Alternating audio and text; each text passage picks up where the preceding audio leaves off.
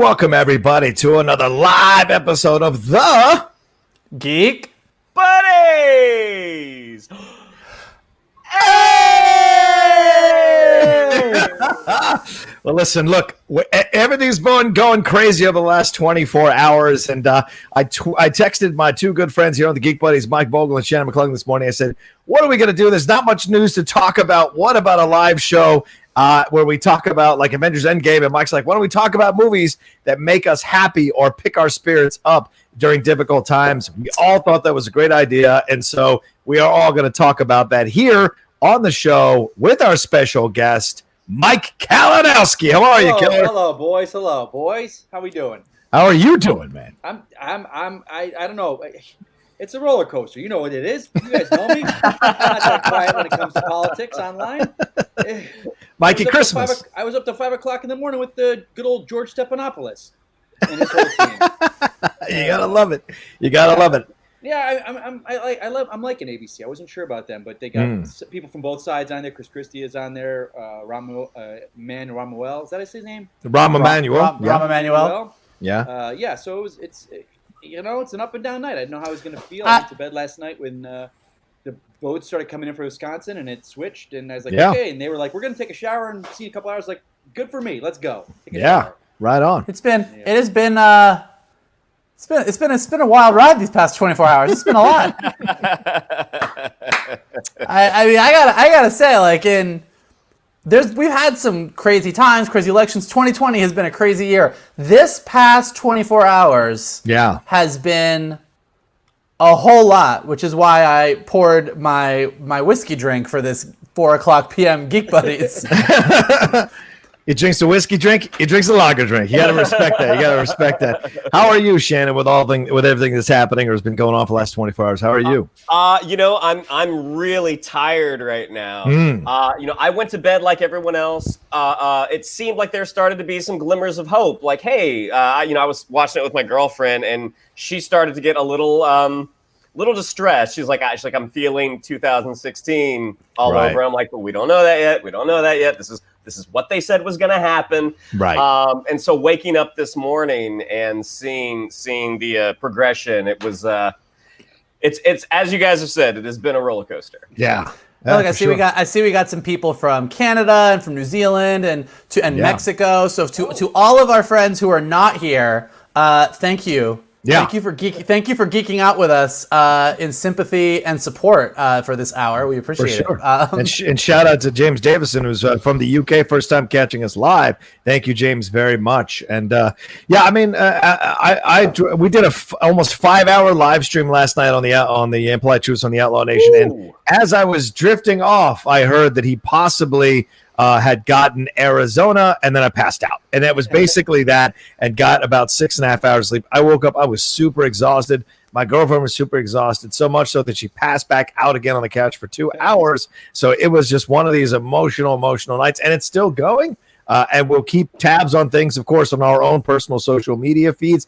But we are here today to kind of hang out with you all and talk about movies that we love to watch during difficult times, or TV shows we love to watch, any media we like to enjoy during difficult times, either pick our spirits up, give us hope again, or keep us going. And we encourage you all to send in some Streamlabs and Super Chats. Send in your ideas for movies, and we'll bring them up on the show. And a little bit later, I'll put the link in for some of you to come in live and ask us questions, or tell us the movies that you default to when you're in a bad place, or you need to get your spirits back up again and reconnect with the world. Gentlemen, who would like to start first? Well, first, I wanted to throw out real quick before we get going that we cannot overstate how nice it is to have Mike Kalinowski here, because if you follow him on Twitter, you know this man's sleep schedule the past 7 months has been all over the place. Usually right now, if I were to text Kalinowski, I would not expect a response for another 5 hours. Oh. So the fact that he is awake and he's ready to do this makes me very happy. Absolutely. I just get happy. I get happy every time I get to see this guy. I miss this face. I miss all you guys' faces. Just put him. My schedule's all over the place because of quarantine. But hey, here we are. Is that because you're working or because you're booking things? Working, why are you quarantining all the time?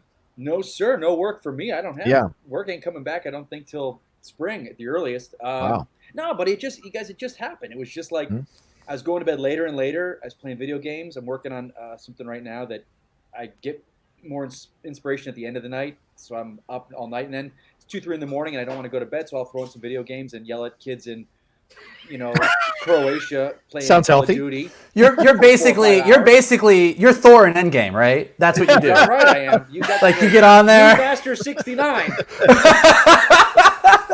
Oh, this guy's a dickhead again. That's who I am. Hey Thor. I'm the opposite of you. I cannot I wake up, I work out, I walk the dog, and then I have 3 or 4 hours in the morning. I'm working on a few different shows right now, and I've got one day I've got to get this outline done, one outline I got that done, and I have 3 or 4 hours where I can get writing done, and after that I'm useless for the rest of the day into the evening. I do shopping, I do errands, I can answer emails, but being creative and writing, I can only do that in those first few hours of the day. And of course, in the past 2 days, I've gotten a sum total of 5 minutes of work done in 48 hours. So it has not been the most productive time work-wise for me. Yeah, I feel almost guilty because we've kind of made some adjustments to the Outlaw Nation, but the other extra shows that I used to be doing, I've kind of taken a break this week because it's taken so much emotional energy to follow everything and be on top of everything. It almost feels weird. It's I got 4 emails from publicists today, and I was I can't even address any of this for a couple of days. My mind can't even be wrapped around this stuff because I got to focus on what's happening now. And I've got a Schmodown match coming up real soon, Kalinowski, so I can't even focus on that. It's just crazy what's going on right now in the world. I don't know how expects anyone to do any real work right now. Emails, calls, everything. That should be put on hold at least till Friday. I would say Monday, but Friday is right. It's Friday, come on. We got a real quick one here from Jared the Dark Jedi. It says, the revolutionary tone and themes of The Last Jedi and its ending speech from Luke has been my mood all week. So, let's jump into it now with the first suggestion here. What do you think of this? I am 100% on board with Jared the Dark Jedi. Last Jedi is definitely, I kind of have my list. Johnny says movies that give us comfort or distract us or lighten our moods. That is not how I roll. I roll with this week I'm I want to see movies about revolution.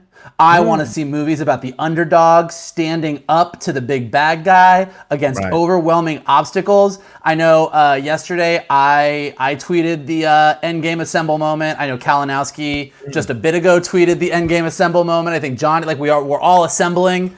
But Last Jedi, as controversial as that movie is, that movie hits all the right spots for me in the way that it sort of doubles down on the idea of hope and the idea of what it means to inspire people, and the way that Luke sort of inspires the spark of the spark of the flame that becomes the resistance. So 100% yes on that for me. I know I'm probably in the minority on this group, but I am thrilled if anyone can get a shot in the arm from a movie. I love that. This particular movie, I do not agree. The hope that I had was I was going to be enjoying it more by the time it got to that speech.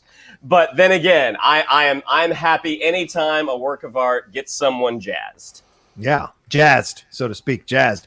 I agree. I mean, I love that end moment between him and Kylo. The whole see you around, kid. The whole brushing off the shoulders, all of that. It's so well directed by Rian Johnson. It builds up into that moment. So thoroughly enjoy that, and I love that it speaks to you. And like Shannon said here, it's about what speaks to you and what connects to you. The reason why people love certain movies and other people don't love certain movies, or certain movies affect other people, it's all subjective depending on how you're built as a human being and the experiences you've been through in your life. So if that one speaks to you, more power to you. All right, well, who wants to go first with their selection? One selection they want to throw out there.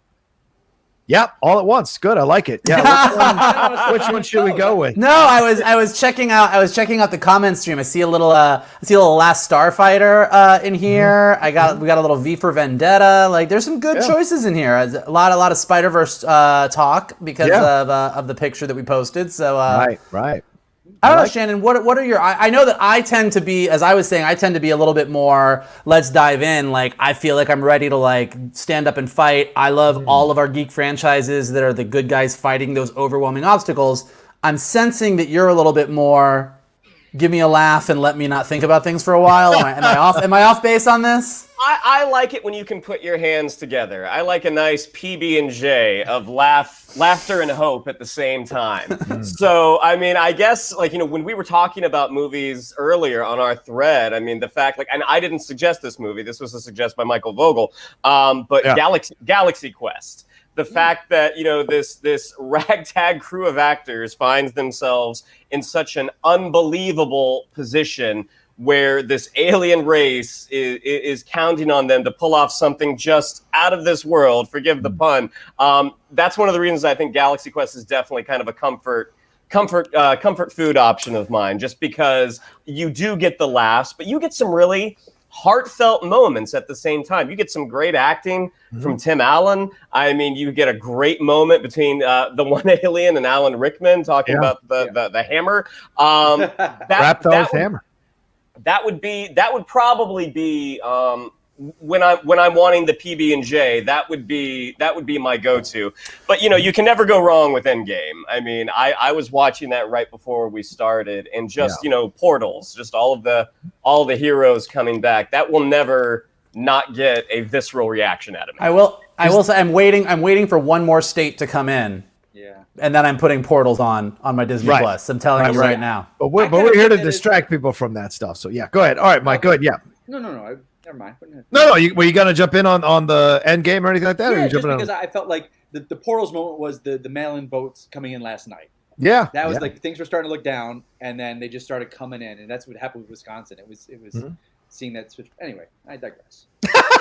Well, is there a moment? Political on it, but that's all right. Is there a moment, Shannon, for you in Galaxy Quest that's really like the yes moment? You stand up in the theater, or maybe while you're watching, that you get inspired to like get moving or whatever? Oh, it's Alan Rickman. Yeah, but what is there a scene or just his entire thing? with the dying alien? So when he okay, I got you. Okay. You know, when this role that he has this role that has followed him for all of his career, that and probably in his opinion has handicapped his career, to see him finally embrace what that role means to fans is just such a sweet and powerful and just an uplifting moment.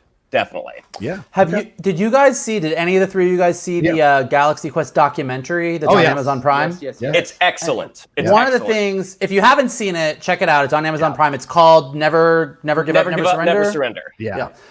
It's a great little documentary that's about Galaxy Quest, but one of the things that I find most fascinating about the documentary that I didn't think about is that we're so used to that sort of Marvel Cinematic Universe tone that, or that, you know, that Wonder Woman does so well. And a lot of the big superhero movies that we have out now, like, it's that mixture of, like, it's high adventure, it's emotional, it has stakes, but it's also funny and you laugh at it. That when Galaxy Quest was being made for DreamWorks, they thought they were getting a comedy. And in their mind, comedy meant really, really funny, goofy, making fun of space movies, like just ridiculous comedy, more like in the old school Wedding Crashers kind of vein. And so when they got this movie where you actually had an emotional arc and emotional moments and big action set piece moments and a sci-fi chase at the end and all this stuff, they were like, wait, what is this? Because we're so used to it now, but at the time that Galaxy Quest came out, that combination didn't happen as often. And I think it's Greg Berlanti is on there, and he talks about how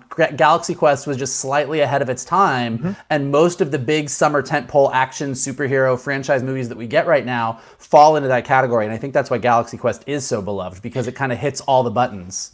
Yeah, it walks that line of making fun of the source material without disrespecting the source material. That's not easy to do, and they do a fantastic job with it in Galaxy Quest. Let's get to some of these super chats real quick. Philip Brian Butler says, favorite movie about the American Revolution. That's a hell of a thing to think about. The Patriot is one there with Mel Gibson and Jason Isaacs. Not a good movie, but still one to think about. Al Pacino did a film called Revolution in the 80s about the American Revolution. 1776 to a degree, kind of, the musical kind of counts because it sparks the American Revolution. I mean, you could also throw the filmed version of Hamilton. I'm gonna go. Absolutely. I'm gonna go film version of Hamilton for me. It's like Patriot was the first one that popped in my mind, and I'm like, ugh, I don't know. And I know there's some other great ones, but I think for the time that we're living in right now, like if I want to get some feels about the American Revolution, I'm going to Disney Plus and I'm putting on Hamilton. That's fair. Callan, you got any thoughts on this one? On the American Revolution one, I do What not. else is there? I'm not a big history buff as far as history movies. I'm not a big into that. I mean, Patriot came. Well, the American Revolution was when the Americans decided that they didn't want. Here we go. If you wanted to get technical, they would be referred to as the colonists, not the Americans. Yeah, not in my wheelhouse per se. Well, let's throw some out there. Drums Along the Mohawk, a 1939 film from Claudette Colbert with Henry Fonda, directed by John Ford. There's that John Adams miniseries that was on HBO. On HBO, it's excellent. The really cool thing, as I mentioned, the Revolution film from Al Pacino, directed by Hugh Hudson, who also directed Chariots of Fire. The Crossing, Jeff Daniels, Roger Rees movie. As we said, The Patriots. Something called The Spirit of 76 from 1917. And, of course, one of Shannon's favorite series, Turn, Washington Spies, on AMC for about 3 years. So not a lot to choose from, guys, in terms of American Revolution movies. It's not an American Revolution movie, but Last Mohicans popped into my mind. That's a fair one. I like that one. That is, Last Mohicans is still a banger today. I hadn't watched it in a few years, and at the beginning of quarantine, my brother and I put it on, and that movie is still a banger, and that score is still one of the all-time great scores ever in movies, as far as I'm concerned. Hands down. Absolutely agree with you. Vincent Zawada says, Braveheart, freedom! Yeah, absolutely. This is the only Mel Gibson movie that I can really kind of still watch and not be like, oh, fucking Mel Gibson. Really? This is the only one. Everything else, even like Lethal Weapon, I'll put on sometimes and be like, oh, Lethal Weapon's great. I'm like, Mel Gibson, what happened to you, buddy? And then this is the one that I put on where for whatever reason, I just kind of put it all aside and I'm like, this movie's great. Wow. Braveheart's great. Right. So yeah, it is. It's fantastic. So what you're saying, he does. You're not he does throw that. Yeah, I'll see it. I'll be upset about it as I watch it. Yes. But I'll see it. All right. I think we should do a review for the Geek Buddies. Go ahead. Yes. And I wanted to jump in just because there was one actor on Turn who plays one of the most just deliciously evil antagonists on a small or big screen. The actor's name is Samuel Rocha, and he played Captain Simcoe. This guy is just a couple of degrees off of Martin Kove from Karate Kid. I mean, this guy is so wonderfully just a wonderful bad guy. The show itself, I think it ran for 4 seasons, maybe 3 or 4 seasons. But despite it, the Revolutionary War setting aside, this guy is just such a joy to watch because he's just one of those guys you just love to hate. Yeah, I love that idea. Let's see here. Dalton John says, might sound weird, but the Dollars trilogy is a comfort watch for me. More conventional trilogy that I love is the Oceans trilogy. Yeah, the Dollars trilogy being, for a few dollars more, fistful of dollars, and of course the good, the bad, and the ugly. I agree with that. As a Western lover, I love that trilogy, and also Oceans trilogy. Although Oceans 12, I think if you kick out Oceans 12 and put in Oceans 8, I'm okay with that. Oh yeah, you like 12? I don't mind it. I don't mind it because Ocean's 8 such a good performance. Seeing those buddies, it's like the old Rat Pack days of seeing those guys all together. You could tell they had a blast making the movie. Right. So I enjoyed it. Yeah. We got some trolls coming in, some bots coming in, so I'm trying to block them. What's going on? Is this something new with you guys? I gotta tell you, what is this here? Well, here's what it is, Kalinowski. Because I can. You mentioned politics, and now Russia's here. Yep. So thanks for that. Way to go, guy. Here we go. Way to go, guy. All right. Anyway, Kalinowski, what's a film that you're our guest? What's a film that you really turn to when you need hope? Or is there anything you watched during this whole time? Yes, okay, please. My friend, and it hit big. It hit big the night before the election, and there was no question of what I popped in. This bad boy right here. Captain America, The Winter Soldier. Oh, I mean, I went for it's all, no mixed messages. It was, an evil infestation has infiltrated the government, taken over, and we need to stand up in the face of what is right and stand by your morals. It's everything in that movie. It's the bill. It's his speech to everyone at the end. Like, I know what people have said about me. Yeah. But I know there's people that don't believe that. It's people questioning, you know, and that's one thing. And also, for me, it's not just watching; it's reading. So I brought my encyclopedia in Captain America because at a time like this, it's holding true to your principles of who you are as a person. Yeah. When people are saying back down and you say no and you stand your ground, and it just fills me with such hope, you know. And you need that. And like yesterday, we were sitting here and I was like, this whole election process, like, what can I do more? And Paul Rudd with what he did, I kind of got inspired by that. So I threw on a Captain America costume with my girlfriend and went down with a bag of candy to the polling places and tried to, you know, just bring a little bit out there and you know. But it's Captain America, and you know, in Civil War with Peggy Carter and Sharon Carter, the speech there at the during her funeral. I need moments like that. I can't escape it. It's in me. I don't look to escape from reality. I want to take my mind off it because I can't. I'm one of those people. It's laser focused and takes over everything. Yeah. So Captain America, man. Reading the old comics, I've been reading a bunch of his old stuff and just pulling it out and just, you know, two Jewish boys from New York created this guy. People say comics aren't political, but that's 100% false. Yes. So I love seeing it. I love knowing what's coming. It's right and wrong. It's, you know. So for me, it's Captain America: Winter Soldier. I've watched that kind of on repeat. For some reason, I put in the Bourne trilogy the other day, the original 3. Nice. Which I still think all Infinity War, Identity gets not enough credit. Not enough credit at all with Doug Liman. I think Greengrass took it in a much more realistic fashion, and now with the lights on it, Identity seems much more like a Hollywood film than we originally thought it was. Or Greengrass created that. You're in the streets. I mean, they're in Waterloo Station during Ultimatum, and you see everyone looking at them because they were guerrilla filmmaking in Waterloo Station. You know, they couldn't close it down, and there's people looking directly at the camera, looking at Matt Damon, and they just film. But those films, I don't know why. There has nothing to do with. I mean, it is politics, but it's not like anything we're dealing with. Right. Just like, it's political. I mean, that counts, I think. Yeah, absolutely. And you see a disgusting side of government outside of what your party is. You just see, you know, but that took my mind off for a little bit. I just went into the Bourne world for a little bit. I think another one you can throw in there where people don't give the first movie enough credit is that Apes trilogy, right? People like really focus on that second movie and that third movie, but sometimes forget that first movie was good, even though Matt Reeves did those last two. Kind of same situation, Greengrass taking over the last two of the Bourne trilogy before we got, of course, to the Jason Bourne one when Danny came back. So those are great choices. I like those.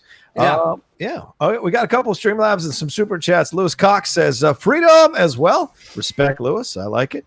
They take your balls off there. All right, and Philip Brian Butler, Last of the Mohicans, totally counts. So okay, good. I wasn't sure if we were like specifically we had to hit the revolution on the nose or if we could just be in the zone. So yeah, Last of the Mohicans is in the zone. Surrounding areas. What was his name in that? Was it Hawkeye? Was that what his name? It was Hawkeye. Yeah. Hawkeye. It was not Natty Bumpo. It was Hawkeye. Yes, absolutely.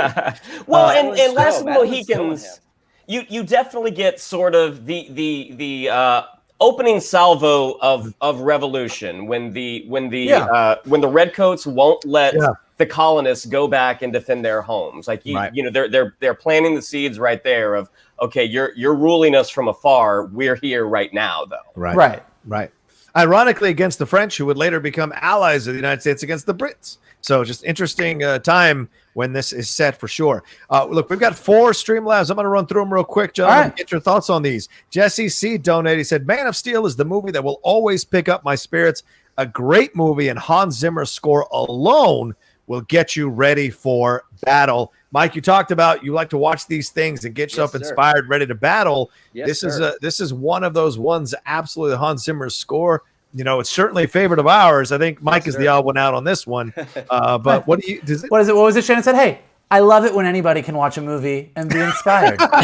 This one, just not my choice. I was inspired to leave the theater. I was ready for it to be done. What? Come on. Do you guys turn to this one? Do you guys turn to this one sometimes and watch it? Portions. I mean, I think you get that scene at the end with Lennox's general character and Superman when he takes the drone down. And I think we get a glimpse of a Superman that we all wanted to see more of who didn't quite translate to what Batman versus Superman was. I mean, just the, general or colonel. I live in, I'm from Kansas. I mean, you were getting the hints of this great Superman that as of now has not quite entered the DC universe yet. Yeah, fair. What about you, Collins? I'm sorry about that. Let me close the door here in a second. I'm more about, I don't know, for some reason with the two characters, Captain America and Superman, I lean into Captain America more than I do Superman for hope. I don't know why that is. I don't know why that is. I'm a DC guy. Yeah. When it comes, like, Superman's actually my favorite superhero. Right. And when it comes to comics, I lean more towards Superman. Like, I find Superman super inspirational, super hopeful. And when it comes to current movies, I lean way more towards Captain America than I do towards Henry Cavill's Superman. And I think it's, and like we've all talked about this, we've all debated this 1,000 times. I think that doing a different take on Superman is totally valid. I think that's great. I think that Zack Snyder did a bunch of things that, for the people that love those Snyder movies, it works great. Not really my Superman, which is why I don't lean that way. I do find it interesting, though, that Kalinowski is more of a Cap guy than a Supes guy. I don't know. A lot of that has to do with Chris Evans. I'm a huge fan of his. I love how he's kind of embraced Steve Rogers and his persona of who he is as a person. He's very vocal on Twitter, and it's an inspiration, I think. I would say, and again, this is not to get in, like, this is not a knocking DC thing, because I think there's some good examples of this too, but I do think that when you line up the actors who have portrayed Marvel characters on the screen in the past decade or whatever, and you line up the DC actors, I think that I would actually say that I think that Gal as Wonder Woman, I think that Margot Robbie as Harley Quinn, and I'll throw Aquaman in there. I think the three of them really just sort of like embrace those roles, embody those roles. And when you see them on a red carpet, on screen, off screen, just their attitude, the fun they're having with life, the fun they're having with his roles, you kind of associate them with that character in a really great way, like you do with Robert Downey Jr., like you do with Chris Evans. But aside from those three, I kind of feel like it's a bunch of very talented actors playing a role, but I don't feel like they've fully embraced it the way that a lot of the Marvel actors and actresses do. Well, I would say it's easier to embrace it when you have 22 other movies and you have a cohesive thing moving forward. So maybe that also helps as well. And I think that's why they cast a certain way, where they're going with Marvel and who they're bringing into their universe. But time will tell with DC, certainly. All right, let's see. Our next one is from Green Guy 29. Green Guy, thank you so much. What an incredibly kind donation here on Streamlabs. He says, "You guys are one of my favorite shows. I look forward to it every week, so I just want to show my support. I hope I can grow as old as Rocha and still have you guys to watch." Well, thank you. That's a tall order. It is. It is. And don't let my friends fool you. They're no fucking spring chickens either. But yes, agreed. I'm a couple years behind you. Dude. It's like when, not that we're getting political, but it's like Trump and Biden. They're constantly at Biden's age. He's 3 years older than Trump. Mm-hmm. Like, it's you and I think we're 3 years apart. Yeah. So it's like, come on, nah. But I appreciate it. Look at you. Not a gray hair in your head, buddy. Hey, thank you, and we're glad that you enjoy the show. Yes, absolutely. There you go. And I hope you do grow as old as me. Yes. Thank you very much. And to Kalinowski's point, get a little bit closer to John, and you might see the outlying gray hair. Nah, you shut your mouth, McClung. Yeah, I know. We don't have the white hair like you guys, where our grays blend in. We get the dark hair. I know. I got it going on. You can hardly even tell. Looks distinguished. I'm becoming a zaddy, my friend. I'm becoming a zaddy. Oh boy. You've been a zaddy for years. Get out of here. I remember that little text you sent me about Rocha's video. I don't remember that story, by the way, at all. No. We all made you a very nice video to celebrate your birthday. Yes. I'm saying I don't remember Kalinowski's story and how I to the lady and the barber. I have no memory of that. No recollection of that. Oh boy! Oh, let me roll my sleeves up. No, that's just for the people who are, But I will say this: my girlfriend leaned over about 45 minutes in the video. She goes, "How come every one of their videos start with how you guys used to be in fights at the beginning of your friendship?" I'm like, yeah, well, the 2000s were a tough time. Anyway. You guys who are Geek Buddies listeners, you think a Boba Fett argument is rough? You should see the past 20 years. We can show you some shit. That's true. And thanks for everybody who watched that Boba Fett video. It's over 6,000 Can you imagine views. If you guys had this and went back in the Comic-Con days when we were out and we left John by himself at the Bank of America ATM. Oh, man. Never leave a man behind, but I guess you can. Never leave a man behind. Yeah. Never leave a man behind. And we did. These white guys, they left a person of color behind. I don't know. Maybe they're rethinking it nowadays. All right. Let's move on to our next one. Brennan Marr says, are you sticklers for historical accuracy, or is it just a matter of how good the movie is to you? This is a good question. So are you guys, and Brennan, thank you, Brennan, for the donation. Love you, Brennan. You're a patron of the Outlaw Nation. Thank you, man. So he's asking, are you guys sticklers for historical accuracy when you see a movie? Let me, if I may, boys. Please. I'm not at all, because I'm not a student of history in the sense that I don't know exactly. Here he goes. I can just see it right. Perfect example, guys. One of my favorite biographies of all time, it's not really a biography, is Dragon, the Bruce Lee story. Yeah. That movie inspired so much love in me for Bruce Lee that I went and then I did a dissertation in college on Bruce Lee because of this, because I fell in love with him. But then now seeing is like, oh, this is a ton of fiction made up. But it doesn't take any less enjoyment out of the love of the movie. Yeah. So for me, I as long as a good movie, it doesn't switch things around the way they happen. I mean, Tarantino is Tarantino, and that's enjoyable as well. Right. But I like it loose. I'm okay with it all loose. Okay. All right. What about you guys? I think it depends on the subject matter of the movie and kind of how recent it is. Like if you're dealing with something that's only happened in the last couple of years and it's a somewhat serious subject and creative liberties are taken too far, that one kind of bothers me. Because it's like this.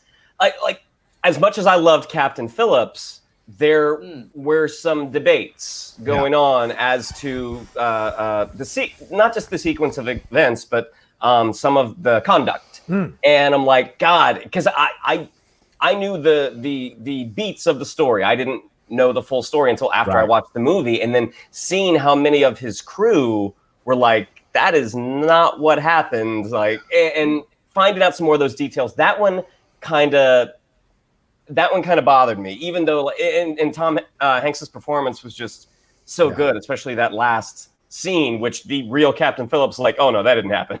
Like I didn't freak out like that. So yeah, I think it depends on the subject and it depends on how recent.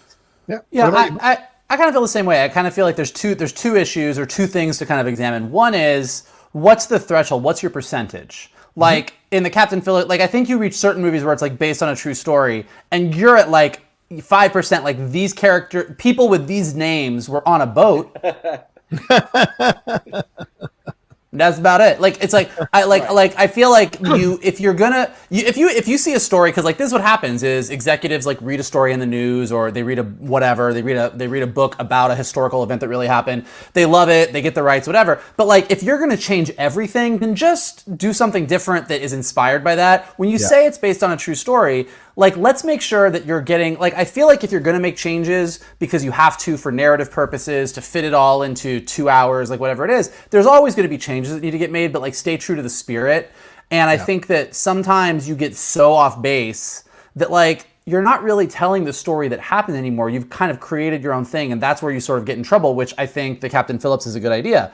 Conversely, taking something like Hamilton, because I know that when Hamilton came out on Disney Plus, it kind of re-inspired a lot of discussion about the things that were accurate or not accurate. But I think in the case of Hamilton, you can look through that and see that everything was done with a purpose, with a reason. Like things that were not accurate given his relationship with all three Schuyler sisters. Like there's tons of stuff that people talk about in Hamilton, but I feel like the spirit of what Lin-Manuel Miranda was doing kind of is intact, and you sort of get the feeling of what he was going for. So that one doesn't bother me as much. So it's sort of a case-by-case thing. But I think that if you do make changes or you do separate yourself from the facts, like have a reason, there needs to be a rhyme and a reason to it, I guess is the long and short of it.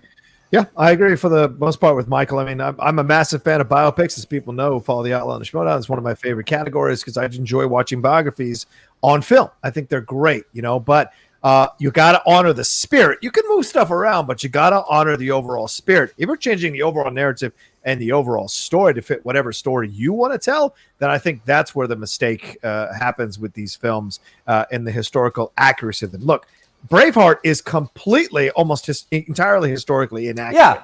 Everything is completely, but it's still the overall effect of this idea of fighting against an oppressive regime, fighting against this idea of being manipulated and abused by a power that cares nothing for your independence and sees you as subhuman. That's something you want to fight against, and people get inspired by that all the time. You look at Gladiator, right? Commodus lived a very long life. He did not get killed in some fight with Maximus in an arena. No, he lived a very long life and actually ran the city really well and was a beloved emperor, but it didn't fit the narrative. Cinderella Man. Max Baer was not an evil guy like he's portrayed in the movie. He was a good man. He just happened to have killed somebody in the ring, and that narrative was floated that he was this evil fighter. So, but it fits to make him evil for the overall story, which is America getting back off its knees to fight back and stand up again during the Depression. So it's just those things, you have to be gentle about them and careful with them, but if you do them right, I think it's okay. Like Abraham Lincoln Vampire Hunter, he didn't kill that many vampires. He did not kill. It was only like 2 or 3 vampires, and they like blew it out to make him seem like a badass. But like, there weren't that many vampires at that point in history. So stupid. Get out of here with that. That's a good point. It's a good point. I do see Jared. Wait, really quick, Jared the Dark Jedi, because this is actually really like he's bringing up. He's saying that this is why he hates Greatest Showman, because Greatest Showman is the least accurate film in the world. P.T. Barnum. Nope, that's not true, but go ahead. Well, P.T. Barnum was a kind of horrible person that just sort of. Are you there? You know him? Yeah, I'm him. You're all of a sudden a P.T. Barnum expert. You've done all this research, read all the biographies. I love Greatest Showman. I love Greatest Showman so much that a friend of mine bought me a biography on P.T. Barnum, and even though I already knew some of the facts, and Greatest Showman is not very accurate.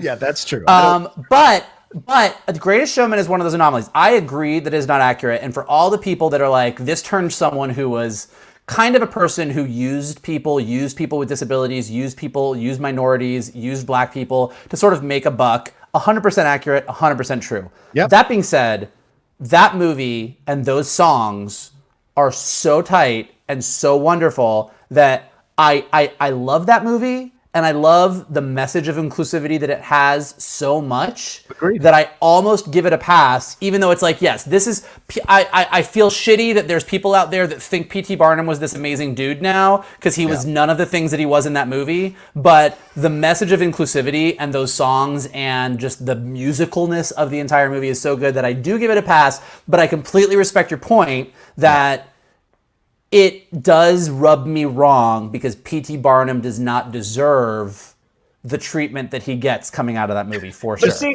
what's interesting is from like the filmmaker standpoint, like I don't think the name of P.T. Barnum is what got people into that theater. Right. It was the fact that it's a circus musical with Hugh Jackman. Yeah. I mean, like why you didn't change his name to B.P. Tarnum it escapes me. Like, come on, like just make a little change. I think that is the problem, though. I think that if it was any other thing, if you were just like a performer, like if it was a show about somebody that did amazing stage shows, and there's been so many stage shows, you could say, well, let's just do a fictional version of this, whatever.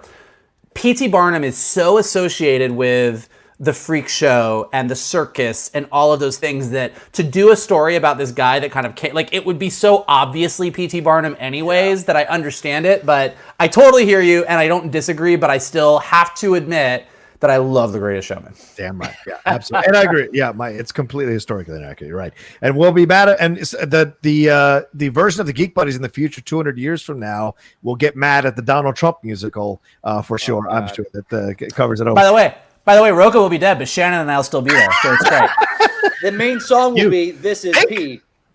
Yeah. No one didn't get that. That was brilliant. Come on now, I'm throwing gold out here, and you're missing it. Fantastic. This is P. This is P. You're throwing a golden shower. There you go. There it is. Boom. Lewis Cox says, hey, Geek Buddies. Love you guys. Love you, Mike Kalinowski. Never lose hope. Definitely. Thank Lewis, you. that's what I've been saying for the past 24 hours, buddy. Never lose hope, my friend. Yeah. Never lose hope. He texted me that, so that I can attest that is true. Yeah, too many people were clutching pearls way too early last night. Philly Brian Butler says, re-accuracy. Get the heart of the story right, but tell the tale well. Yes, absolutely. John, that's what you said. Yeah. Yeah, Michael as well. Certainly. And I do think, like, I will say this, like, not in defense of Greatest Showman, because I do agree with everything he said, but like to the heart of the tale that they wanted to tell was about inclusivity in the era that we live in right now. They happened to choose somebody that represented the opposite of all things that they wanted to say, but they ended up telling a really good tale. So I don't know where I land on this. I don't know, but Nathan Pollock says Gran Torino, hate and ignorance can be changed. Yeah, that's a good one as well. Certainly. Yeah, I agree. That's a good call. That's a great movie. Yep. Yeah, that movie, I think if Clint Eastwood had not sung that song at the end, my Gran Torino. It's like, oh, why'd you do that? It's like what they say when you like put together like an ensemble for an outfit, like you put on too many accessories, like a necklace and earrings and whatever. They're like, always take one. Always like whenever you're like, is this good to go out? Should I go out like this? It's always like, take one thing off, take out the song. I agree. D-Train says when Biden wins, the quote on your left scene in Avengers Endgame comes to mind. When the pandemic is over, the destruction of the ring and Sauron at the end of the Lord of the Rings Return of the King comes to mind. What do you guys think of that comparison? Ooh, that's it's funny, guys. We talk about, and everyone talks about Antifa and this and that, and it's not an organization, it's a movement. It means anti-fascist and Hogwarts. The rebellion, Katniss Everdeen. We're raised on these stories of people rising up. Yeah. There was this whole big thing about the scene with Anakin and Obi-Wan about to the Republic, to democracy, and he's like, no, my way's better. We're trained as kids, and somewhere along the way, people veer off of that, and real life comes into it. I get that, and families and whatnot. But these are these moments why we love these stories. Why Avengers, Endgame, Star Wars. They're billion-dollar franchises. People all over the world believe in that. And there's a reason. There's a power behind that. Yeah, no, I agree. I mean, this kind of what inspired kind of this entire subject today was most of the thing. I mean, you just went through the list, but Lord of the Rings, Star Wars, Harry Potter, the Marvel Cinematic Universe, the DC Cinematic Universe, like all the stories that we love, and Hunger Games, all of the literature, the stories, the young adult novels, the movies, the comics, everything that we love. All at the end of the day, I know that people say, oh, don't bring politics into entertainment, don't make this, but it's like, and it's not that all of these stories are inherently left or right. It's not that they are inherently liberal or conservative, but they are inherently inclusive, and they are inherently standing up for everybody, helping everybody, doing the most you can to help bring everybody together. And I think that is, to your point, and to the point of the Streamlab, like it is where the on your left moment, I think, is so powerful and did get used so much in the past several weeks through this election, because it is that moment where you get so many different groups working together for a singular purpose. Right. But the thing is, and to be fair to the other side sees themselves as the Avengers. 100%. 100% true. That's the thing that people, kind of get surprised by, but that's how it is. It's all about your perspective. Well, and look, and I think that's a really good point, and I think that it's good that you said that. And I do think that obviously the four of us, our political views are not hard to figure out. It's not hard to suss that one out. But I do think that as we move forward, I mean, I think the goal is to kind of find the ways, I mean, to use the Avengers analogy. It's like, look, right now, like the left looks at themselves as the Avengers, and that the right is Thanos. The right thinks that they're the Avengers, and the left is Thanos. And however you want to slice that, how do we get to the point where we're all the Avengers? How do we get to that point? Like, that's the goal. Yeah. I don't know how. There's a lot of differences, a lot of things to overcome, but that's what hope is all about. That's what superheroes do. They overcome the impossible. Yeah, I think once Putin attacks us with Russia, then we'll all become the Avengers, I think, as one. Let's see here. Dalton Johnson says, I know this is Geek Buddies, which I love, and I'm so happy it's live, but what would be a Criterion or classic film you all would recommend? Oh, that's a good little suggestion. What is a Criterion or classic film you all would recommend? Well, I know the Criterion, that's like the special DVD, but John, what what constitutes a Criterion release? Just to clarify. Yeah. Criterion is, of course, a company that selects certain films, and they are from all over the world, global, international films, domestic films that they deem to be works of art.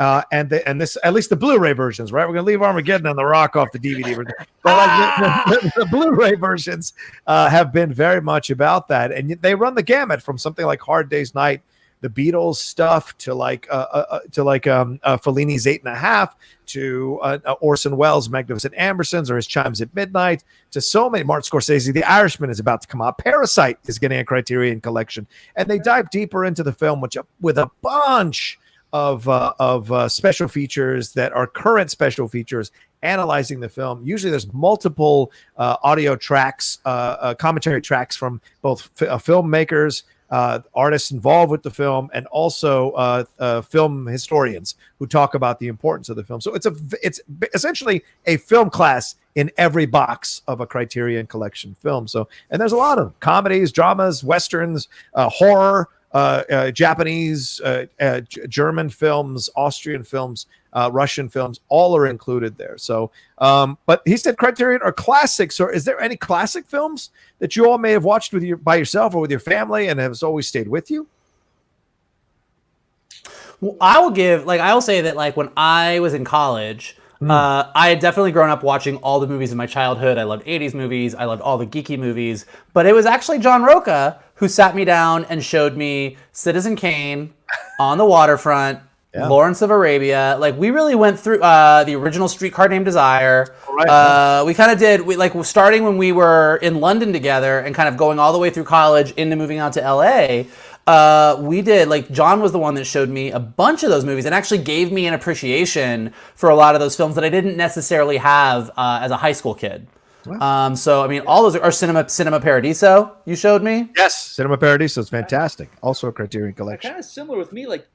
I was never a classic guy. I think if we're talking classics, for me, my idea of classics were, the early James Bond films. There you go. Those count. I mean, that counts. I know they do. But I don't want to say it's a cheat, John, because you guys in the Schmodown, once I've joined, forced me to open up my scope. I would say films that recently that I've discovered that I've fallen in love with are All the President's Men and Network. Oh, yeah. Great 70s films are that 70s, that era of cinema in the 70s is something that was never, I'm Star Wars, Superman, Jaws, the big ones. But now I'm getting into these other ones that I'm just falling in love with, like Network, phenomenal. But All the President's Men, I knew of course, what it was, but never to understand it. And as an adult now, you're like, oh my God. Yeah. That level at the time. So I'm becoming like a new student to cinema. I'll be curious to hear your thoughts after you've seen the Iger Sanction, after you've seen 3 Days of the Condor, and then rewatching Winter Soldier. I know how that might even give even more depth to your used to watch those films, but in the sense that I heard they were spy films, and I would turn them off. These are what.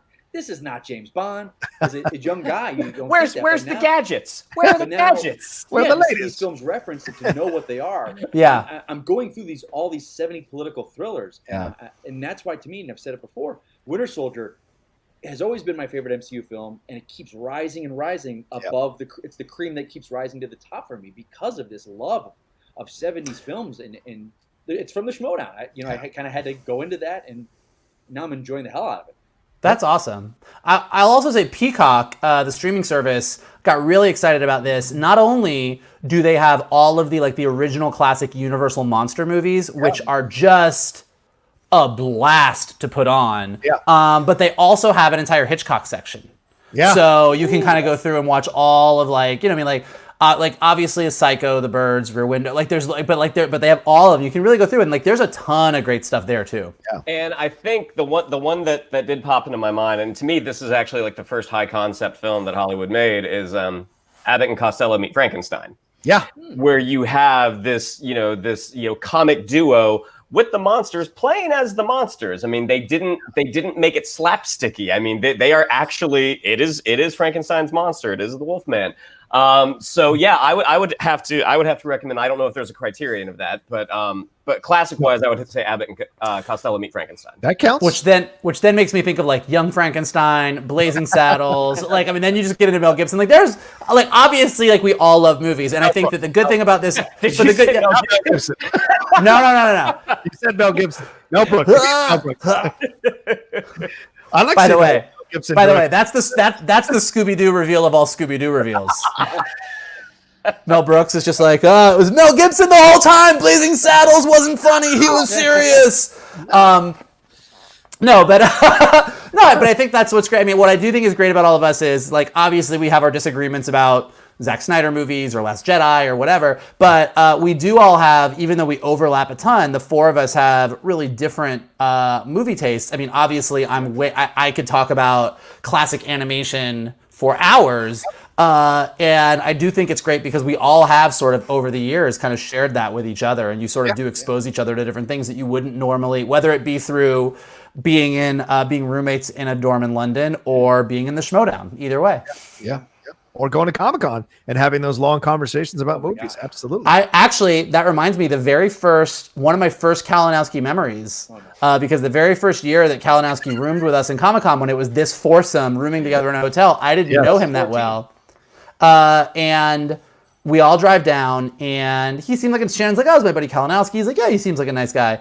And John and Shannon left. I was doing some work at my computer, and I turn around, and Kalinowski has his laptop open on the bed, and he's just watching. And I'm like, are you watching like Winter Soldier?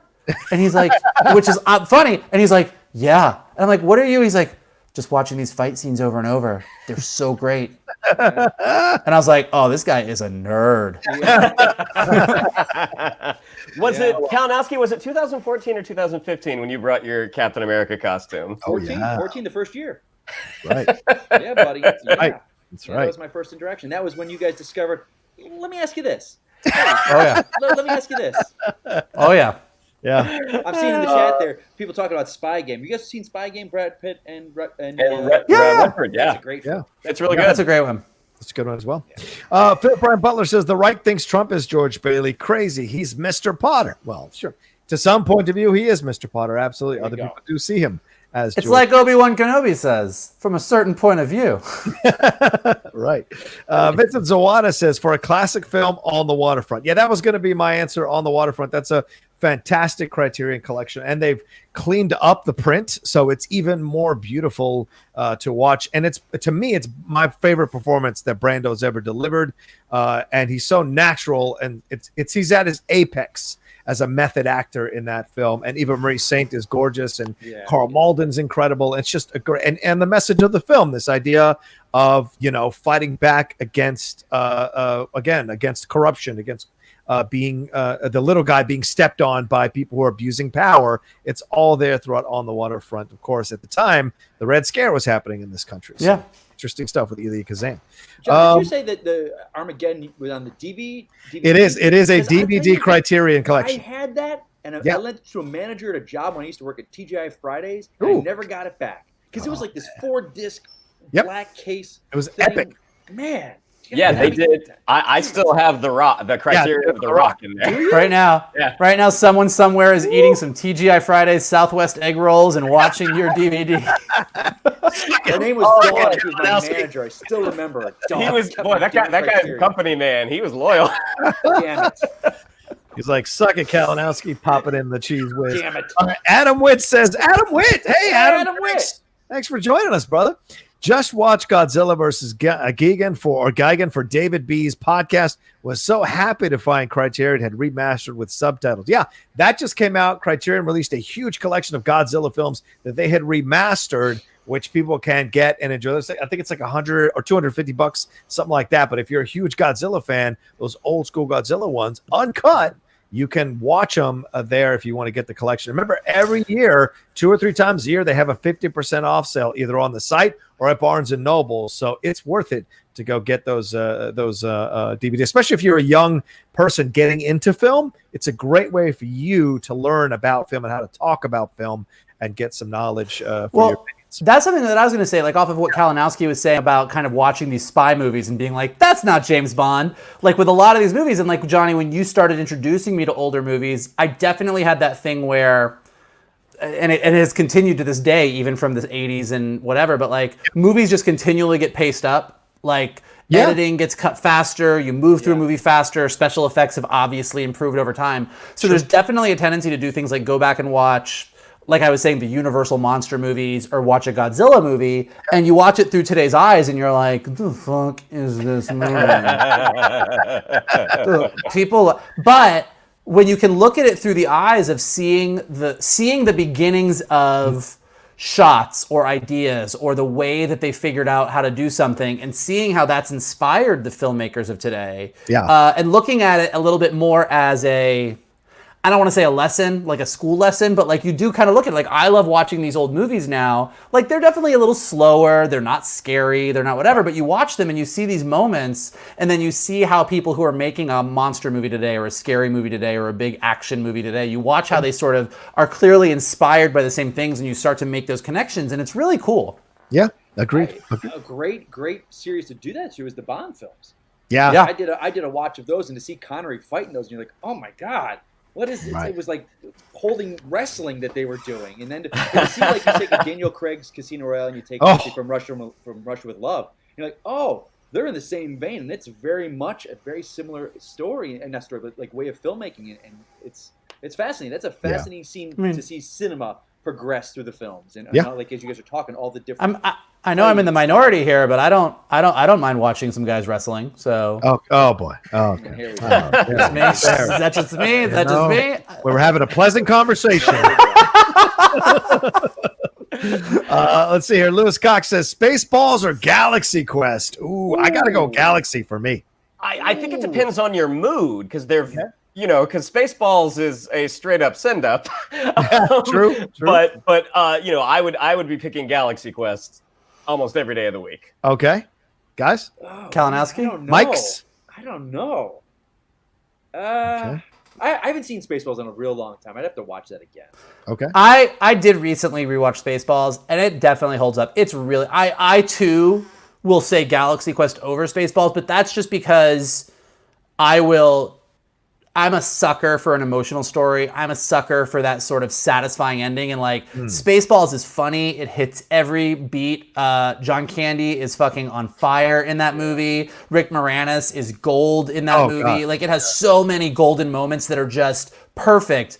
But you don't get, because this is just not Mel Brooks's bread and butter, you don't get the by Grapthar's hammer, you'll be avenged moment. Like that's just not what Mel Brooks movies are about. And for me, that's what I want to see. That's what I am watching a movie for. Yeah, I definitely didn't appreciate the comedy of Spaceballs when it first came out because I see helmets and lasers when I was a kid, and I'm like, it's like Star Wars. And then going to see it, and you see they're flying a Winnebago in space, and I was like, I hate this.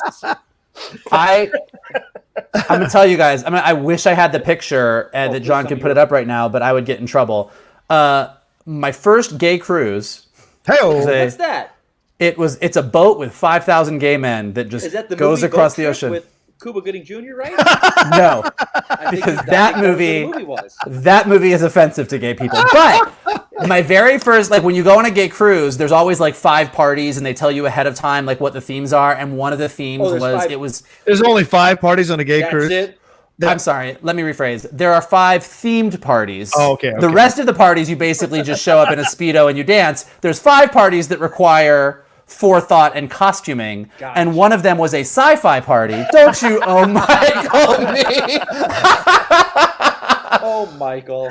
Everybody, what I'll say is there was a friend of mine there's like 20 of us that went together on this cruise, and everybody was like doing like fun sci-fi outfits and whatever, and like a sexy Star Trek outfit, or like all the things that a gay guy would do. I had one friend, he walked into the room, he was wearing pizza socks, and he had like a little red Speedo, and he had like a little crop Pepperoni top nipples?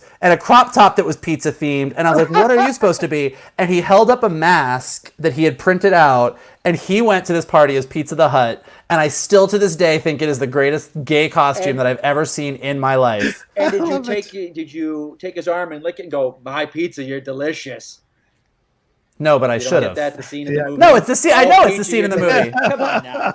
My comedy's wasted on the three of you. That's Jesus. true. I'm sorry. I'm done. Just because I didn't laugh, just because I didn't laugh didn't mean I didn't get it. It just meant it wasn't that good. Well, here's a great comment from Soulshard1999. 12 Angry Men is one of my faves. It's the only Criterion I own so far. And, of course, if people know the history, I directed this man at 12 Angry Men down there. One of our first interactions was Kalinowski being in the 12 Williamson in 12 Angry Men. Oh, boy. What a day. I love that people always ask me about that with you. They're like, what was it like with Rocha directing you? And I'm like, you guys have no idea. I don't remember, I don't know if they expected you were like a tyrant on the set, but nothing at all. I would have remembered that. I would have remembered Jesus, this guy was a night. It was great. Was it 99 or 2000? 99. Okay, because that was the first thing I ever did when I directed something at Florida State. I remember that. One of the last things I did there. Yeah, it was great stuff. All right, let's move on. Let's see some. We got a real one from Dalton Johnson. He says, "My question about classic movies comes from my love of the cinephiles. I do a lot of long drives, and I re-listen to a lot of episodes. And I love when Michael, Shannon, and Kalinowski make appearances. Any chances for upcoming appearances from the fellow Geek Buddies?" Yeah, I don't think we've lined you guys up for anything other than something really big that Steve has been working on for 6 months now, apparently, and it will eventually come out at some point. But is there anything that you guys have been? I don't know if we've got anything set up just yet.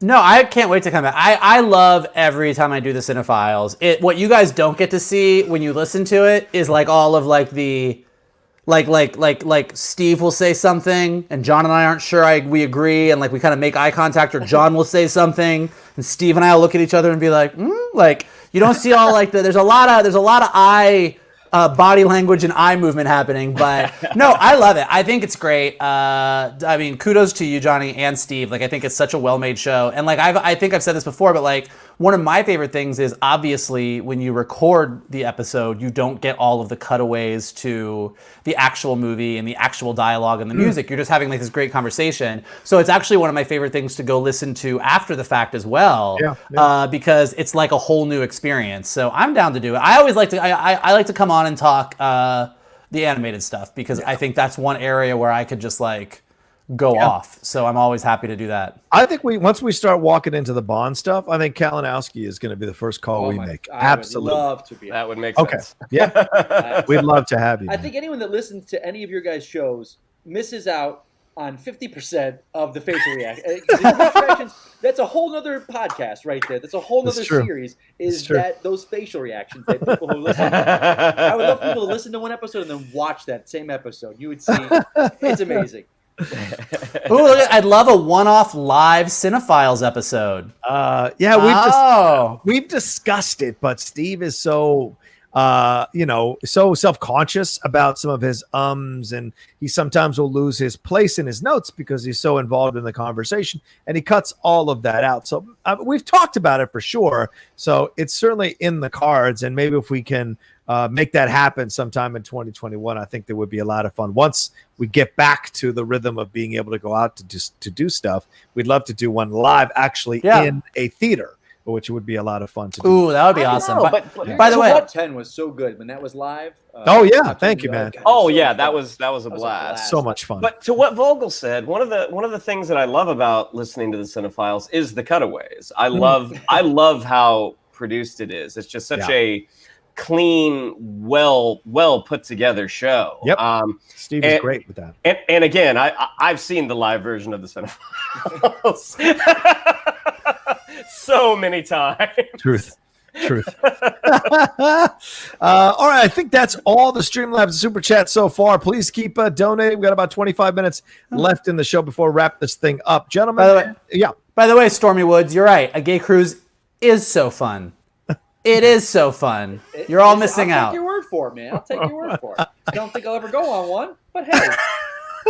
We got 163 y'all watching us live as well, but only 94 likes. So please hit that like button. Get us up to 150 likes before we wrap up the show. Really helps to have that on the show itself when it's live, as well as those of you who may be watching us afterwards. Please give it a like and leave a comment down below as well. That's important for us here on the show. All right, let's. Does anybody want to chime in with how about that? Shannon, is the Indiana Jones trilogy something you go to like pick up your spirits or make you smile again, or if you're in a bad place, kind of make you happy? Yeah, well, I mean, I just read James's comment there, and one, I would not call it a guilty pleasure. There's nothing to feel guilty about putting on the adventures of Henry Jones Jr. But I think when I do want that pick me up, Last Crusade is the one that you go to. Like you go for those moments between Harrison Ford and Sean Connery. They have so many great scenes together. Just the arc that happens with their relationship, ARC, not ARK, is just a so you don't comment on it, Kalinowski. If it doesn't get a laugh, you just keep going. Don't even. I was going to say, you're a writer. They paid for that. Oh, shots! Ooh. Hey, listen, man. The delete key can be your favorite thing when you're writing. But yeah, I mean, in terms of a pick me up, it's the moments between Sean Connery and Harrison Ford and Last Crusade that I find really does the job. Yeah. Well, let's ask you guys that real quick. What were your reactions to the passing of Sean Connery? I think all four of us have our own connection to the work that he's done. I'm sure with Kalinowski, James Bond for sure. Shannon, of course, the Indiana Jones stuff. I'm partial to the Untouchables. Michael, I'm sure, Vogel, I'm sure you have your connection with Sean Connery stuff as well. Like, what was your reaction now as we've had a few days, and how do you feel about the legacy that Connery has left behind? What do you guys think? I mean, it's a bummer. I mean, go ahead, Shannon. No, go ahead, please. Because he hadn't done a film, in 17 years? Yeah, since League of Extraordinary Gentlemen. Which Shannon and I saw in the theaters, yes. Yeah, which, I remember, man. McClung, your hype for that movie was through the roof. Yeah, I know, man. Superheroes, buddy boy. I was thinking that was going to be the second coming. But I remember when the first trailer came out, too, and it was just like, uh-oh, something's off. But yeah, I mean, obviously it was very, very sad because he hadn't done anything in so long. I think that I don't want to say it made it better, but I think it made it easier just because it wasn't like, oh my gosh, he didn't get to do this one thing. Sean Connery had such an amazing cinematic career, and there's no dearth of material if you're wanting to revisit anything with Sean Connery. There are just so many movies. I mean, and truthfully, I haven't seen all the Connery Bond movies. I mean, I'm not a big Bond guy, but yeah, I mean, it was obviously very, very sad. But yeah, what was he, 90 when he passed? Yeah, 90. Yes. I mean, he lived a great life. He got his Oscar for The Untouchables. I think anytime anyone that we've grown up with passes on, it's always a bummer. It's always sad. It always makes you reflect on your life, your mortality, what you're leaving behind, what's important. And I think with him, that was definitely true, but it was very different than, like, say, when Chadwick Boseman passed. I mean, it was there's definitely that's sad, but I accept this, and I'm ready to say goodbye, and I'm ready to go and reflect on the amazing career you had and look back and say, God, you were amazing, because he was. And to me, it was Last Crusade. Like, that was my introduction. Like, I didn't grow up watching the Bond movies, and I did grow up liking Indiana Jones and going to the movie theater to see Last Crusade, and so that was my introduction to him. And then subsequently found out all the other things that he did. But yeah, so it was more of a bittersweet sadness, not a tragedy. I don't know if does that make sense? Yeah, totally, absolutely. I was talking to some people about him the day before, like just 2 days before he dies. Like, man, can you imagine let's get another Connery movie before he dies? Because when you see these stars that disappear, retire, and you don't see them for 15, 20 years, and then you do see like a picture of them and they've aged 20 years, but because they haven't been in our memory on screen and in press and stuff, you're just like, wow, he got old. I remember seeing a picture of him at like a tennis match. And he just looked old. I was like I'm waiting for the next with Gene Hackman. You haven't seen him in a while, and he'll pop right, up like true. this.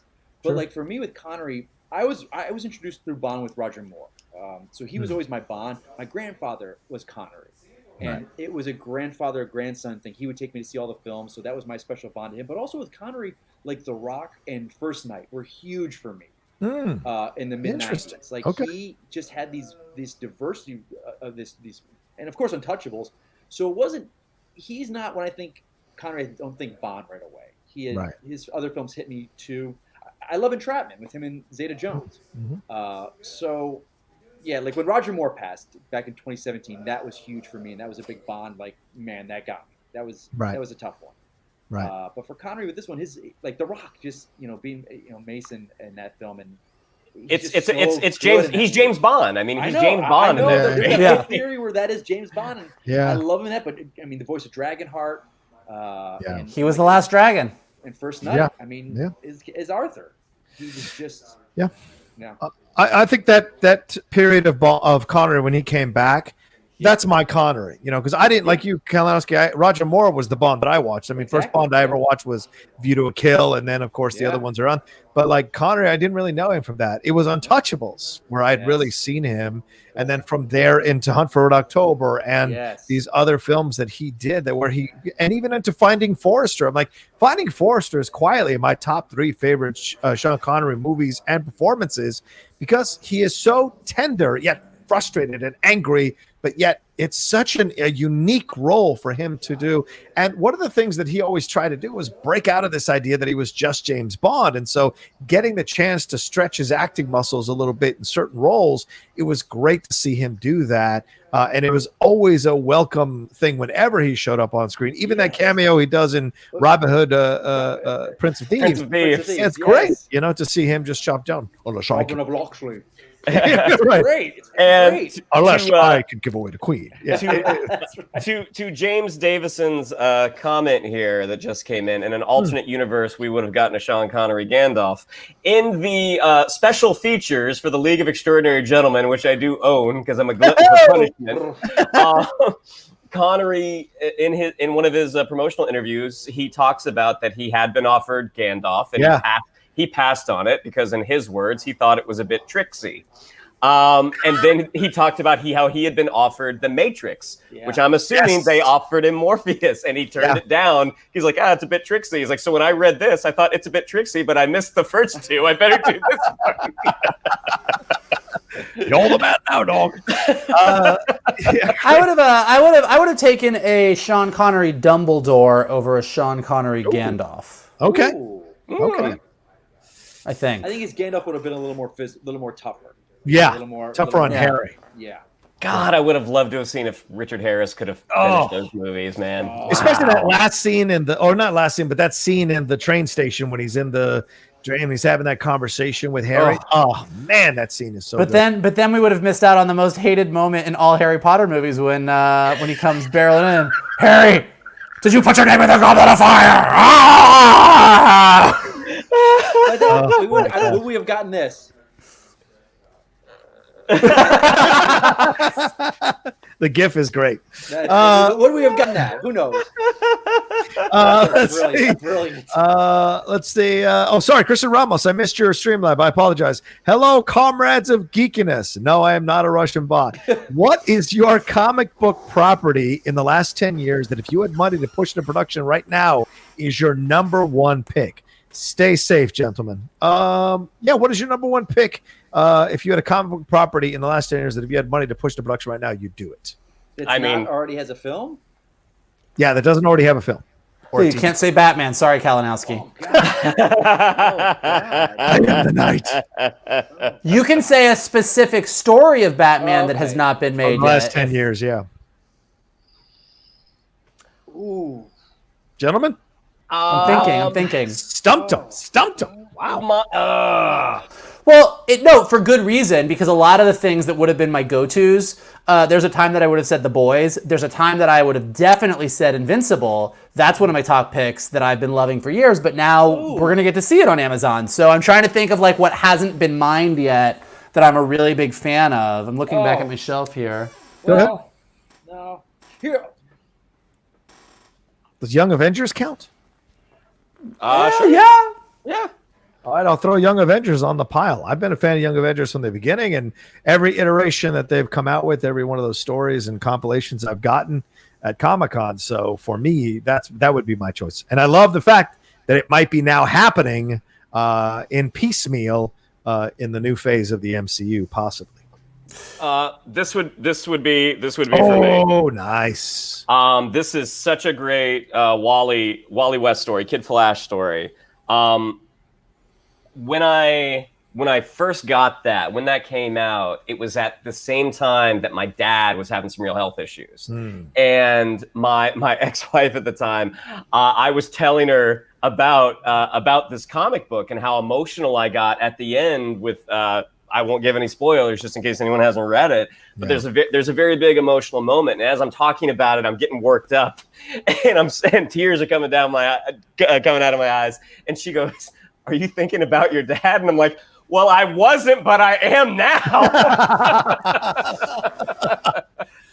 Oh, man. All right, what about you guys? Any choices? I actually saw a good one. Is it Solskjaer, 1999? Yeah. Gave us a little Fables, which is a Vertigo title, which I think is a great choice. We've had Once Upon a Time. We've had some other things that have sort of taken the fairy tale stories and mixed them up. But Fables did such a great job of taking all of the fairy tale characters, putting them in modern day New York, and creating an amazing story. So I think that's a great choice. Okay. Other than that, I would have said, actually, Kingdom Come has not. Yes. Kingdom Come is a this, Mike. Let me ask you, because I was going to say. Hey, ask me. I was going to say Kingdom Kalinowski. Come, but then I thought about what is so great about Kingdom Come is you know all the history. Right. To see all these characters older with their children, does it defeat the purpose? It does. I don't think so. That's actually a good point. So I think this is why, as we've talked about 1,000 times, this is why the executive mind of me, the person who was an executive for so many years, wants Warner Brothers to fix their DC universe and not do a bunch of separate movies. Because what Marvel has the ability to do now, that we've lived with these characters for 10 years, that we've seen them grow, is they can take some of these stories where you need to know the characters to get there, and they can do their version of it. That's how they got to a Civil War. That's how we'll get to a X-Men versus Avengers one day. Because of the way that Warner Brothers is choosing to go down that road, you sort of have these starts and stops, and you don't get to build that momentum. If they, by bringing in Michael Keaton, by doing Flashpoint, if by doing the things that they're able to do, they get on a good track and they give us, 5 to 10 years of solid movies, and then you can take those actors and bring them back a few years later and tell this story about them coming back together and tell that universe's version of a Kingdom Come. I think that's a worthy goal to try to get to one day. Yeah, I like that idea a lot. I would say I have two. One is kind of happening, so it wouldn't happen, but I would definitely do a true Batman Beyond. Okay. And I would take Keaton and just build off that. But then I think, and it hasn't happened, I think there's a couple reasons why, but I would love to do Flash Gordon.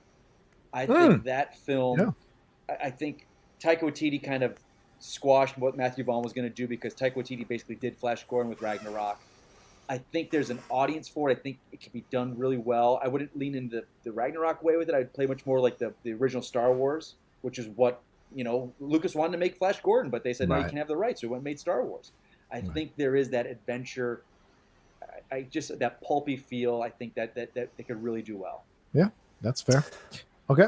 I also low-key, really quick, I would, if I could build out a DC universe to the point where I could pull some of the story arcs from Justice League Unlimited, I would 1,000% do that. I agree with that. The Cadmus storyline, fantastic. Yeah. And anything with Green Arrow, Black Canary, Huntress, Question, they took some of the tier 2/tier 3 characters and just did some amazing stuff with them. So I would absolutely do that.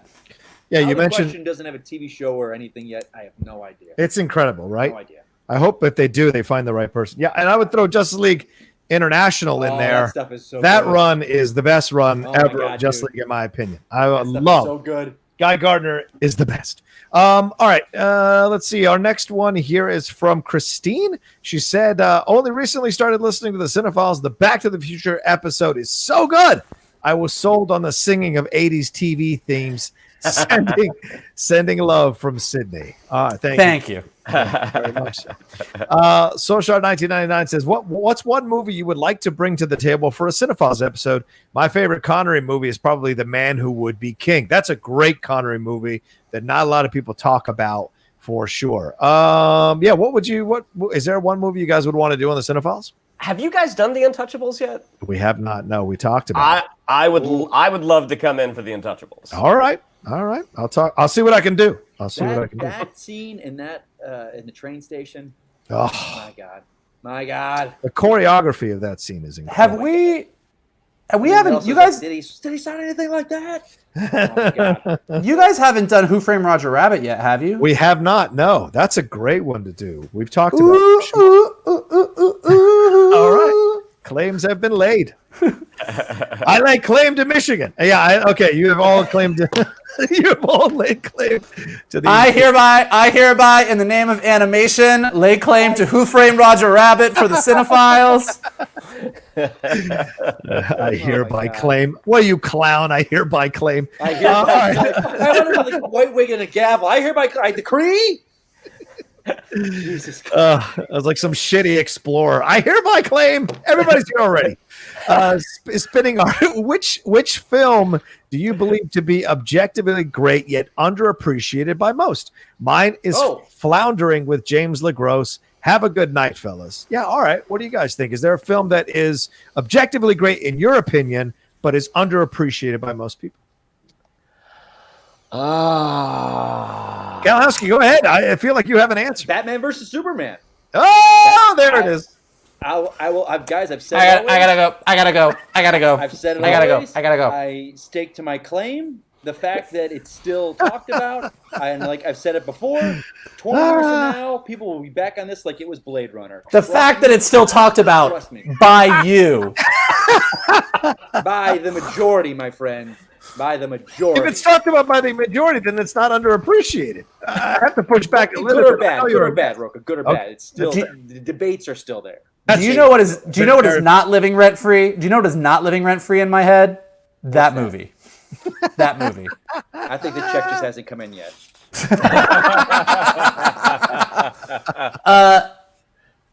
So actually the choice that I would make is one that hardcore Disney animation fans actually do love this movie, so it's not underappreciated in a certain way, but I think most people look at it as a failure, and it was a box office failure.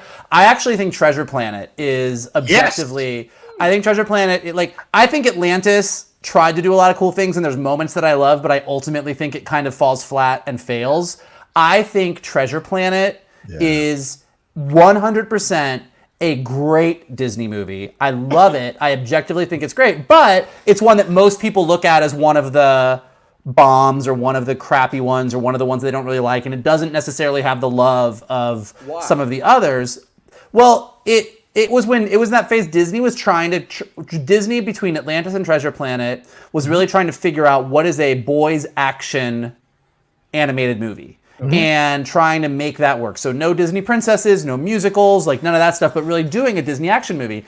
And Atlantis, they really got ambitious with a sort of high style 1930s adventure serial thing. And I think they just picked a movie that the story was too big for 90 minutes. I think that it starts off really strong and then they get on this journey and you want this to feel epic and it actually feels pretty small. Yeah. Whereas Treasure Planet, I think they took the Treasure Island story and told it really well. I just think at that point in time, audiences weren't quite ready for an out-and-out alien sci-fi action movie when they were expecting, singing animals. I think if Treasure Planet came out today, it might play differently. I would say Treasure Planet and Atlantis, both of them underappreciated in my opinion as animated films. I think I saw both of them with you, Mikey. I know I saw Treasure Planet with you, but I think I saw Atlantis as well. What about you, Shannon? Well, I don't know if this is necessarily underappreciated, but I would say The Hunchback of Notre Dame. The animated one? The animated one, yeah. I mean, that one has not really. I mean, I know they tried to do kind of a Broadway version of it, but that film is just beautifully made, and the music is so epic. That came out the summer before Vogel and I were freshmen at Florida State, and that is something that the two of us, along with our friend Josh Moon really bonded over. The amount of people in the apartment that I lived in, the complex, that probably complained over us screeching, trying to hit the high notes of the bells of Notre Dame.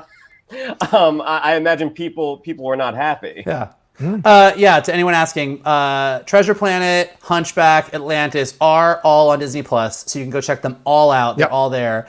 Shannon, like Hunchback, is in that 90s era of Disney movies, and it actually did pretty well from a box office standpoint. So it's not that it's 100% underappreciated, but I do think people kind of look at it as a miss because it was Disney trying to do a pretty heavy movie. Yeah. I would say, and I've always said this about Hunchback, if you take all the movie versions of Hunchback that have come out from the original black and white to like all the different versions through the days, like there's a lot of ways that the Disney version is more faithful to Victor Hugo than some of those other versions are. The singing gargoyles, maybe not so much, but it was there. But I actually think Hunchback is a gorgeous movie. The music is amazing. The animation is amazing. Like I'm a definite 90s Disney kid. So anything from Little Mermaid to Tarzan, I'm sold on. And then you get into the experimental phase, which has some big misses, and then you get your Treasure Planets, your Atlantis, your Lilo and Stitches, and your Emperor's New Groove in there.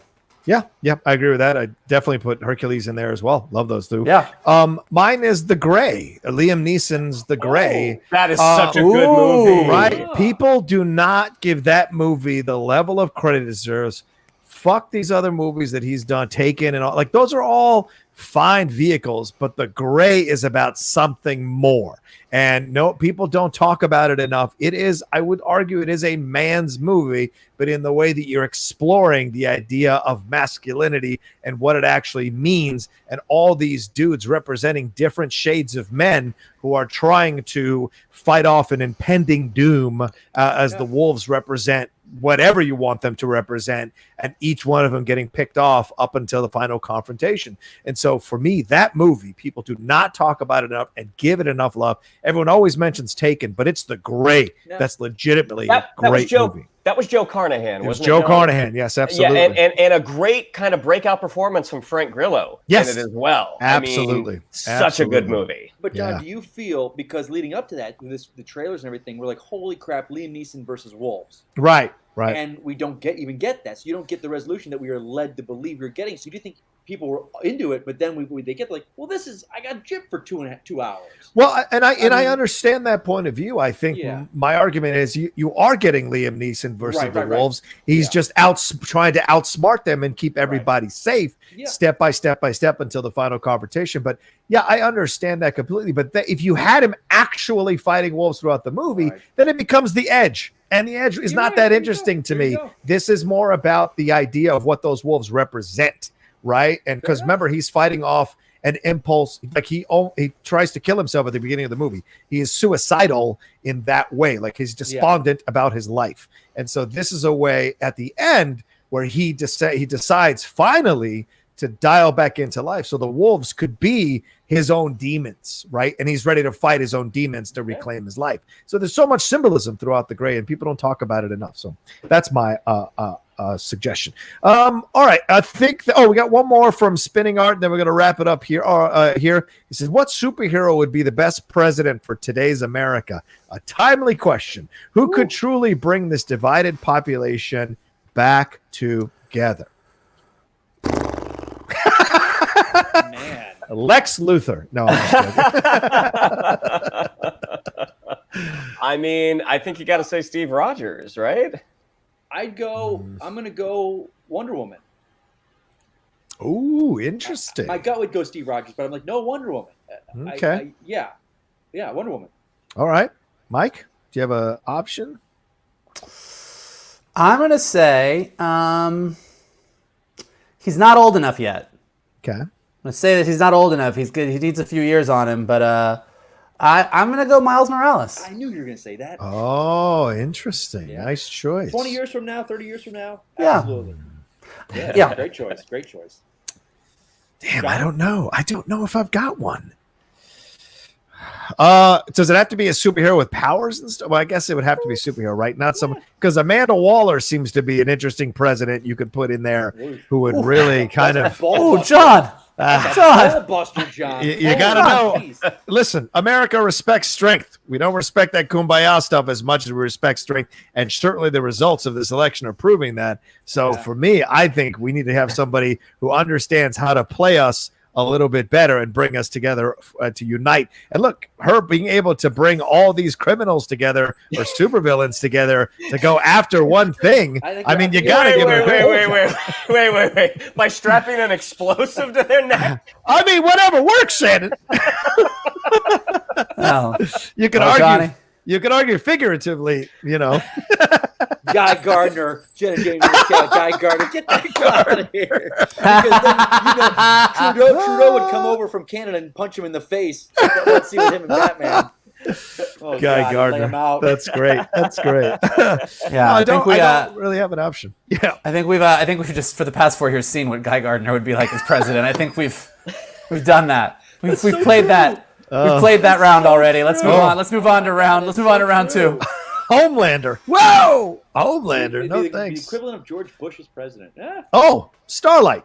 Starlight would be fantastic. Okay. I'd love her as president. I love Starlight and really grow to love her in season 2. So I think Starlight would be. They've done a great job with Starlight. Her arc has been really great, and I was in Palm Springs with a bunch of gay guys, and we were all in the hot tub. Different than the gay cruise weekend because we weren't on a boat. We were just in a hot tub. Was there a theme on a boat? There was no theme, but we got into a discussion of who would be who. It got into the discussion of who would be who in the 7 of the boys. Like that was the conversation, and there was a couple obvious ones. But I was voted Starlight, so I was very happy about that. I was proud. I was really proud that I dodged the Homelander bullet and I got to be Starlight. Justin Thomas says Rocha just jumped in the pool naked. I called my parents, and to avoid getting into a political debate, I was telling them about Geek Buddies and about how this is a true story. I go. So we did this thing on Geek Buddies where we do these live episodes, and it was John's last day in LA before he left, and so we did this whole tell embarrassing John stories, and they could donate money, and we would tell stories. And my mom goes, "Did you talk about the time you got naked at the condo and jumped in the pool?" And I was like, "That was the first story, Mom. You and I are on the same page." Truth. All right, 2 last super chats, so we got to get out of here. Lewis Cox says, Pierce Brosnan was the 007 that was my Bond. Absolutely. There you go. And Vincent Zawada said, you need to do V for Vendetta. Yeah, obviously, we will have to do V for Vendetta on the Cinephiles at some point. So, but this is the Geek Buddies. Thank you all so much for joining us live. Thank you for your super chats and your Streamlabs. And thank you for the chat being vibrant as hell the whole time, the whole way through the show. Thank you all so much. I mean, it's not just sending in stuff. It's also seeing the chat going down and all you all talking to each other. That's a lot of fun. Don't forget to hit like on this video as well as we're wrapping up here. And we get into so many things that we get into. And thank you all for joining us live.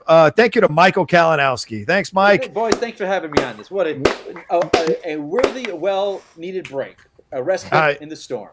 Yep. Hopefully we did that for the people who are watching us as well. Mike, where can they find you and all the stuff you got going on? It's been a little while since my last time I was on here, and my Twitter is back to @Mike Kalinowski. No more underscore. I got my Twitter back, guys. Okay, I'll change that. I apologize. No, it's okay. Don't worry. I use that. That one's still there, and I'll bring people over here. I'm @Mike Kalinowski, guys. I might be out of it for a couple days with what's going on and just that. But hey, keep the hope. Keep hope alive, my friends. Keep right on. Keep hope alive.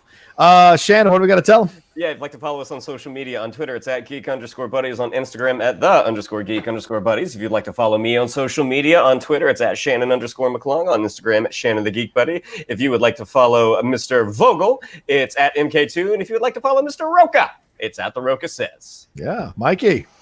Hey, we had a really great time with you guys. I hope you had a great time with us. This was fun to kind of take a break from everything going on in the world and talk about the things that make us happy. And one of the things that makes us happy is hanging out with all of you.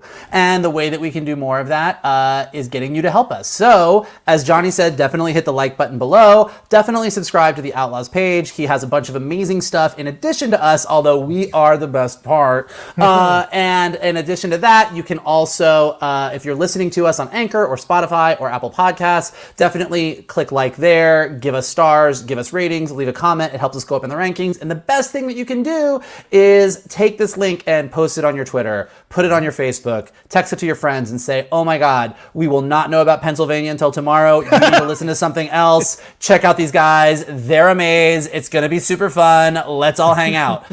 For all of you guys that are coming on and joining. It's like a big gay cruise. No themes. You don't even have to put on a costume. No themes. But yeah, like, look, all of you guys that have been coming on in the past several weeks, in the past several months, and saying that you just joined Geek Buddies, that you love the show, that you love spending time with us, it really does mean a ton to us. Like, we really love it. Yeah. It means a lot to us, and we love sharing all this with you. So definitely leave comments below, leave comments on Twitter. We love to engage with you guys. And hey, like Kalinowski said, keep hope alive. There you go. Keep hope alive. And one day you do that. And we will see you next time for another brand new episode of the Geek Buddies.